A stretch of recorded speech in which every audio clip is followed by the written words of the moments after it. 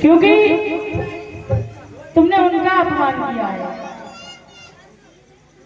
उसी समय उन गोपिकाओं ने भगवान सूर्य को प्रणाम किया और क्षमा मांगी। फिर कहा अब तुम वरुण देव को प्रणाम करो, क्योंकि उनका तुमने अपमान किया है। जिस तरीके से आप जल में स्नान कर रही थी, इस तरीके से जल में स्नान नहीं किया जाता है, क्योंकि आप सारे शरीर को जल में डुबोया था और जल में वरुण देव का वास रहता है, इसलिए उनका तुमने अपमान किया है। उनको प्रणाम करो, उनसे क्षमा मांगो और अपने अपने वस्त्र ले लो और चली जाओ। आज के बाद ऐसा नहीं करना, कभी जल में इस तरीके से स्नान नहीं करना। वैसे भी हमारी माताएं बहनें गंगा में जाती हैं, यमुना जाती हैं, जाकर के इतनी जोर से डुबकी लगाती हैं कि क्या बताए। ऐसे जल में डुबकी नहीं लगाना चाहिए।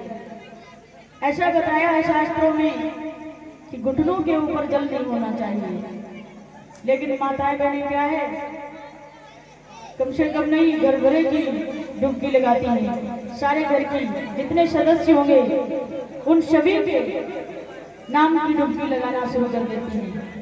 ये हमारे भैया की, ये हमारे पिता की, ये हमारी माता की, ये हमारे पति की, ये हमारे बच्चों की हैं।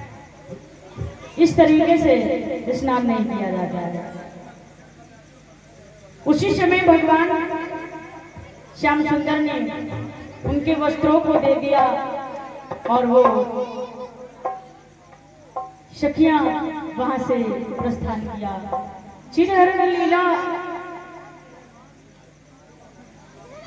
में भगवान श्याम सुंदर ने भक्तों को क्या दर्शाया है कि भगवान आत्मा और ब्रह्म दो, और इनमें